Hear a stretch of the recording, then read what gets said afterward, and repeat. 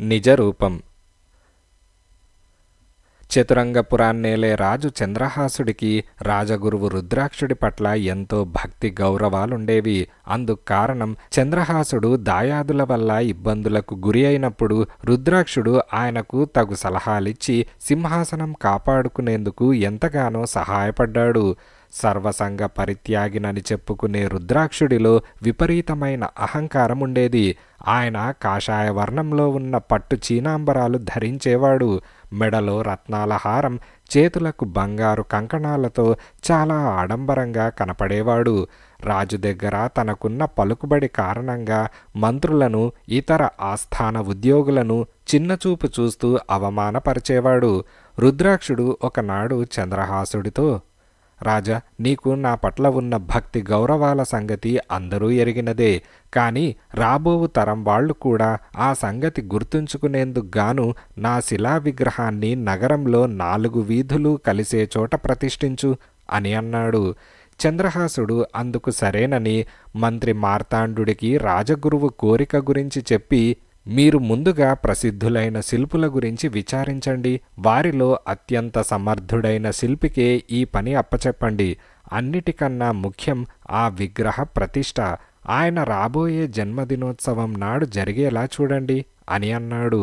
మార్తాండు ఆస్థాన చిత్రకారుడి చేత రుద్రాక్షుడి చిత్తరువు తయారు చేయించాడు. తర్వాత ఆ చిత్తరువును అవంతి నగరంలో ఉన్న మల్హణాచారి అనే సుప్రసిద్ధ శిల్పికి పంపుతూ ఒక లేఖ జతపరిచాడు. ఆ లేఖలో ఆయన, ఈ చిత్తరువు చతురంగపురాన్నేలే చంద్రహాస మహారాజు గారి గురువులైన రుద్రాక్షుల వారిది. సాధ్యమైనంత త్వరగా విగ్రహాన్ని తయారు చేసి తీసుకురండి. శిల్పాన్ని తయారు చేసేటప్పుడు ఒక ముఖ్య విషయం గుర్తుంచుకోండి. రాజగురువు సర్వసంగ పరిత్యాగి అని తెలియపరిచాడు. రుద్రాక్షుడి జన్మదినోత్సవానికి కొంచెం ముందుగా మల్హణాచారి విగ్రహాన్ని తయారు చేసి చతురంగపురానికి తీసుకువచ్చాడు. మంత్రి ఆ సంగతి రాజుకు తెలియపరచగానే ఆయన ఎంతగానో సంతోషించి తాను స్వయంగా జన్మదినోత్సవం నాడు విగ్రహ ప్రతిష్ఠ చేయదలిచినట్టు చెప్పాడు. మంగళ వాయిద్యాల మధ్య రాజు విగ్రహానికి ఆచ్ఛాదనగా ఉన్న పట్టు వస్త్రాన్ని తొలగించగానే రుద్రాక్షుడు దానికేసి తేరిపార చూసి పట్టరాని ఆగ్రహావేశంతో, రాజా, ఇది నాశిలా విగ్రహమా? కంచు కాగడా వేసి చూసినా ఇందులో ఎక్కడా నా పోలికలు కనిపించవు అని అన్నాడు. రాజు ఆ మాటలకు ముఖం చిన్నబుచ్చుకొని మంత్రి మార్తాండుడికేసి చూశాడు. మార్తాండు వినయంగా, ప్రభు, ఈ విగ్రహాన్ని తయారు చేసింది ప్రఖ్యాత శిల్పి అయిన మల్హణాచారి. అపురూపమైన కళాఖండాలనెన్నిటినో చెక్కి తనకు మరెవరూ సాటిరారన్న ఖ్యాతి రావడంతో అతడిలో అహంకారం తలెత్తినట్టున్నది. విగ్రహంలో ఉన్న లోపాలు అతడికి తెలియపరచడం అవసరం అని వెంటనే మల్హణాచారిని పిలిపించాడు. మల్హణాచారి రాజు ముందుకు వచ్చాడు. రాజు అతడితో, నువ్వు ప్రసిద్ధికెక్కిన శిల్పివే కావచ్చు, కానీ మా గురువుగారి విగ్రహాన్ని తయారు చేయడంలో పూర్తిగా విఫలం చెందావు. వారు విగ్రహాన్ని పరీక్షించి తన స్వరూపానికి ఈ విగ్రహానికి అసలు పోలికలే లేవంటున్నారు అని అన్నాడు. మల్హణాచారి ఆశ్చర్యపడుతున్న వాడిలా ఒకసారి మంత్రికేసి చూసి తర్వాత రాజుతో, మహారాజా, రాజగురువుగారి విగ్రహాన్ని నేను మంత్రిగారు పంపిన చిత్తరువు చూసిన తర్వాతే మలచడం ప్రారంభించాను. అయితే మంత్రిగారు నాకు పంపిన లేఖలో రాజగురువు సర్వసంగ పరిత్యాగి అని, విగ్రహాన్ని తయారు చేసేటప్పుడు ముఖ్యంగా ఆ విషయం గుర్తుంచుకోవాల్సిందని ఆదేశించారు అని అన్నాడు. అవును, ఆ మాట నిజమే అని మార్తాండుడన్నాడు.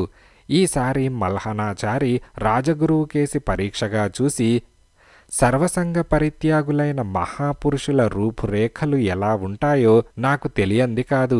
అందుకే విగ్రహం వదనంలో ప్రశాంతత, వస్త్రధారణలో నిరాడంబరత, మెడలో రుద్రాక్ష మాలలు, చేతిలో దండకమండలాల వంటి మార్పులు అవసరమని భావించి అలా తయారు చేశాను. ఇందుకు మన్నించగోరుతున్నాను. అతి త్వరలో మంత్రిగారు పంపిన చిత్తరువులో ఉన్న విధంగా మరొక విగ్రహాన్ని తయారు చేసి సమర్పించగలను అని అన్నాడు.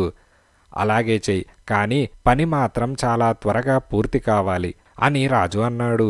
మల్హణాచారి రాజుకు నమస్కరించి వెళ్లబోతూ ఉండగా రుద్రాక్షుడు అతన్ని ఆపి రాజుతో, ఈ విగ్రహంలో ఎలాంటి మార్పు అవసరం లేదు. అంతేకాదు దాన్ని ఇంత ఆర్భాటంగా నగర మధ్యంలో ప్రతిష్ఠించవలసిన అవసరం కూడా లేదు అని అన్నాడు. ఆ మాటలకు అందరూ ఆశ్చర్యపోతూ చూసేంతలో రుద్రాక్షుడు, చంద్రహాస, అలౌకిక విషయాల్లో నేను ఏదో కొంత జ్ఞాన సముపార్జన చేశాను. అలాంటి నేను లౌకిక విషయాల్లో అవసరానికి మించిన జోక్యం కల్పించుకుంటూ చాలామందికి బాధ కలిగించాను. అందువల్ల నా నిజరూపం మరుగున పడిపోయింది. ఆ సంగతి మీలో చాలామంది గుర్తించే ఉంటారు, అవునా అని అనగానే ఆ ప్రశ్నకు ఎవరూ వెంటనే జవాబివ్వలేదు. కొంతసేపటికి రుద్రాక్షుడు మందహాసం చేసి, మంత్రి మార్తాండు, శిల్పి మల్హనాచారి ద్వారా మరుగైపోయిన నా నిజరూపాన్ని వెతికి తీసి నాకు ఎంతో మహోపకారం చేశాడు. ఆయన వంటి సమర్థులైన మంత్రులు, ఇతర రాజోద్యోగులు నీకు సహాయంగా ఉండగా నా అవసరం ఇక ఈ రాజ్యానికి లేదు. వెలుగులోకి వచ్చిన నా నిజరూపం మళ్ళీ మకిలిపట్టి పాడైపోకుండా ఉండాలంటే భగవదారాధనకు మించి నేను చేయగలిగింది మరొకటి లేదు. నన్ను తీర్థయాత్రలకు పంపే ఏర్పాట్లు ఇప్పుడే చేయించు అని రుద్రాక్షుడన్నాడు. ఆ మర్నాడే రుద్రాక్షుడు రాజప్రాసాదం విడిచి తీర్థయాత్రలు చేసేందుకు బయలుదేరి వెళ్ళిపోయాడు.